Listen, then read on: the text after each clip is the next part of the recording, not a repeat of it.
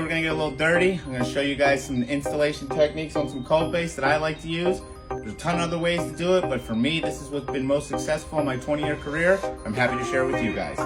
First things first, we're gonna line up our cove base here. Take a utility knife, set it right against your wall, and just give it a light score up. Our line marked, I'm gonna take a speed square, set it right on my line, get it as close as I can. Now that it's scored, we're gonna use our fingers to give it a quick crack, nice and even. And then you're gonna take the blade and slowly shave it down without going too far through to show the surface.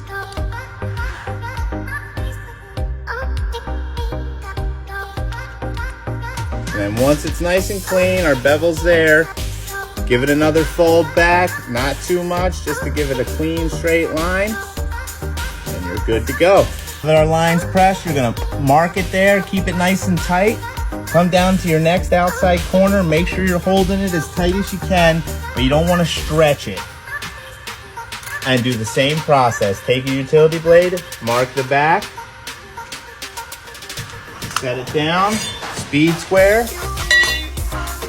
Same thing, line it up. Do not score the toe. Straight on through. Crack your back.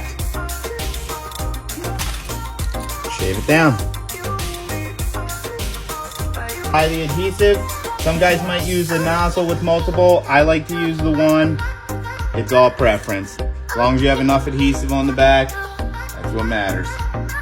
Now where I have the outside corners, I always go a little heavy.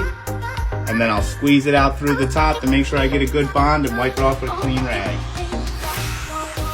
The adhesive applied, line up our corner, get it nice and tight, squeeze from the bottom up. Like I said, you'll squeeze a little bit of adhesive out of the top, that's okay. We're gonna wipe it clean with a rag.